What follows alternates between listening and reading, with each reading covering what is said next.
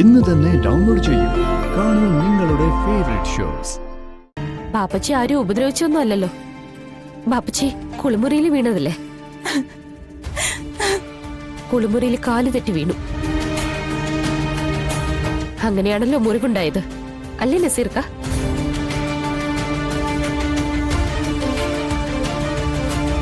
ഇവൻ പറഞ്ഞത് ആരോ ഇരുട്ടത്ത് ഉപദ്രവിച്ചെന്നാണല്ലോ.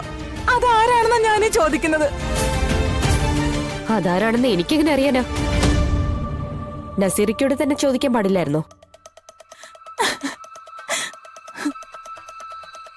എല്ലാ കാര്യങ്ങളും അറിയാവുന്ന ആളാവുമ്പോ ആ വന്ന ആളെ അറിയാൻ പറ്റുമല്ലോ. അതെ, കൂടുതൽ ഡയലോഗൊന്നും വേണ്ട.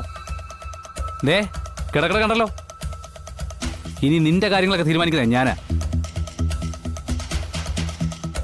പറയുന്ന കേട്ട അനുസരണ അവിടെ നിന്നാ നിനക്കും കൊള്ളാം. ആ പിന്നെ ഇരുട്ടിൽ പതിയിരിക്കുന്നവരുടെ കാര്യം അതാരായിരിക്കും ഏകദേശം ഒരു ധാരണ കിട്ടിയിട്ടുണ്ട്. അതൊന്നും ഉറപ്പ് വരുത്തണമെങ്കിൽ ഒന്ന് രണ്ട് കാര്യം കൂടി അറിയാനുണ്ട്. അതിന് ഞാൻ ഇന്നൊരു തീരുമാനം ഉണ്ടാക്കും.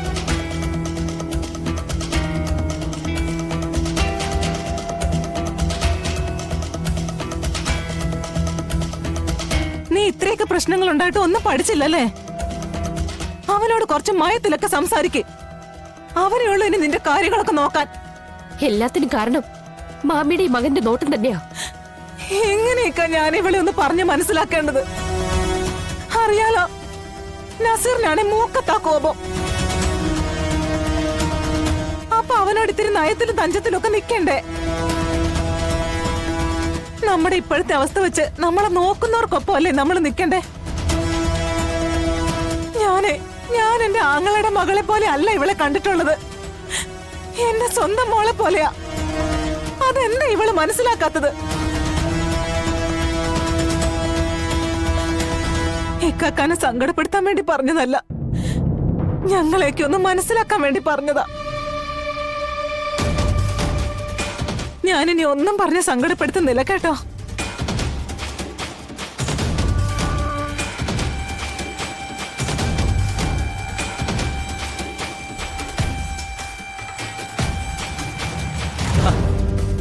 നീ ഇതുവരെ പോയില്ലേ?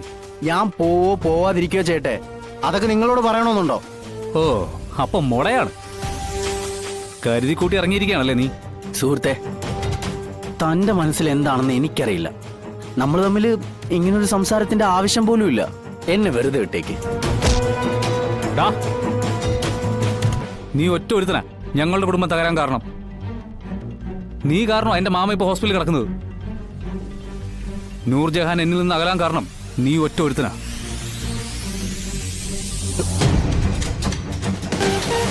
നൂറ് നല്ല കുട്ടിയാ.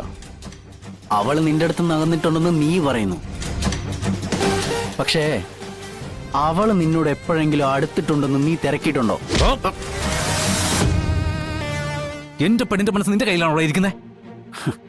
അതെ, ഇത് ഹോസ്പിറ്റലാ. നിന്നെപ്പോലെ വിവരക്കേട് കാണിക്കാൻ മാത്രം ഞാൻ വിഡ്ഢിയല്ല. അതുകൊണ്ട് മാത്രം ഞാൻ തിരിച്ചങ്ങനെ പെരുമാറുന്നില്ല. ഇവിടെ ഒരു സീൻ ഉണ്ടാക്കാൻ ഞാൻ ഉദ്ദേശിക്കുന്നില്ല എന്നാ പറഞ്ഞ. നിന്റെ ഉദ്ദേശം എന്താന്ന് പറയണം.